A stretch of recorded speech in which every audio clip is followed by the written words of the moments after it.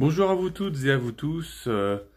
Si vous avez écouté ma vidéo sur le développement de sa divination ces derniers jours, vous avez peut-être vu qu'il y avait à l'intérieur un petit jeu, entre guillemets, qui était de découvrir cette carte que j'ai entre les mains, qui était au-dessus du paquet, de l'oracle du peuple animal, qui est un oracle que j'aime beaucoup, d'Arnaud Rioux.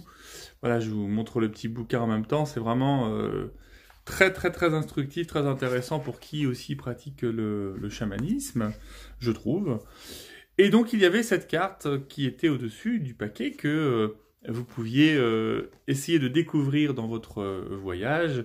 Je rappelle bien évidemment que au fond la réponse n'a pas beaucoup d'importance, c'est l'entraînement que je trouve intéressant, le développement de votre vision, de vos perceptions, et d'autant plus d'ailleurs que dans vos réponses finalement il y a beaucoup de choses qui se retrouvaient. L'esprit de l'ours devait certainement être beaucoup présent, du cheval aussi c'est revenu beaucoup, de la grenouille, de la fourmi, enfin voilà, le lapin aussi est venu beaucoup. Et ce n'est pas cette carte. Je reconnais que là, c'était très difficile. Il y a une seule personne, qui m'a donné sans hésitation, en une seule fois comme ça, la réponse. J'ai été assez impressionné. Il y a une autre personne aussi qui s'en est approchée très fort.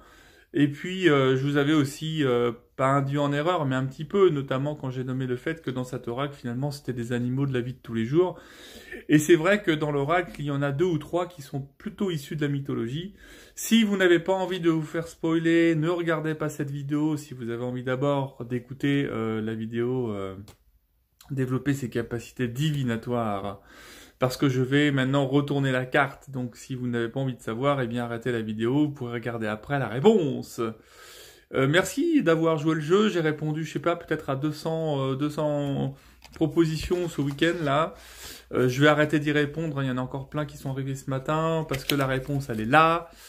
Tadadada, j'espère que vous êtes prêts. Éteignez la vidéo si vous ne voulez pas savoir. Et si vous avez envie de savoir, c'est maintenant. C'était le Sphinx. Et ouais, pas facile à trouver, hein. Avec donc un corps de lion, un visage d'humain, un lion ailé. Donc tous ceux qui avaient vu des oiseaux, c'était pas non plus complètement faux. Il y a eu des lions aussi qui sont apparus, c'était pas complètement faux.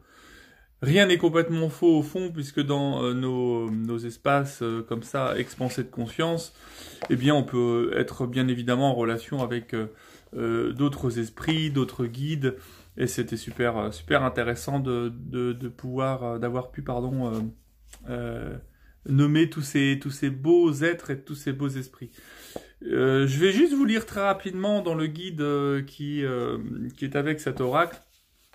J'ai pas de, comment dirais-je, de contrat avec Arnaud Rioux hein, pour parler de lui.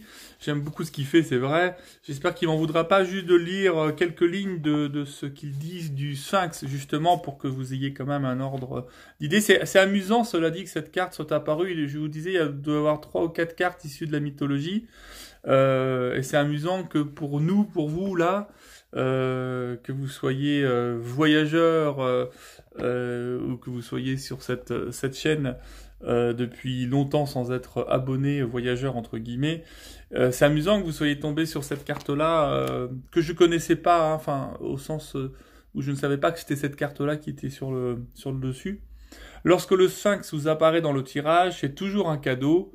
Il vous pose une question souvent fondamentale, la place que vous occupez sur la Terre, le sens de votre vie.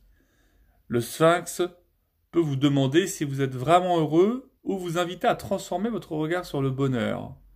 Le Sphinx vous sort de la torpeur en vous ramenant à l'essentiel.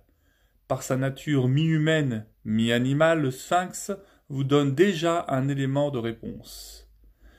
Car si certains ne sont que dans leur animalité et ne se posent aucune question existentielle, d'autres ne vivent que dans le mental et se coupent de leur corps, de leur cœur et de leur instinct. Le Sphinx vient déjà vous interroger sur l'équilibre de vos intelligences, corps, cœur, esprit. Il vous invite à développer le bon sens et l'analyse. La connexion entre vos intelligences passe par l'ouverture du cœur. Il vous rappelle que c'est dans cet équilibre de ces 3 intelligences que vous vivrez pleinement votre humanité sur la Terre. Ça a beaucoup de sens, ça me ramène d'ailleurs un peu à cette vidéo aussi que j'avais faite sur le nettoyage des chakras, avec le cœur qu'on essaie systématiquement d'ouvrir, qui est au centre de nos centres, au centre de notre système énergétique au fond. Voilà.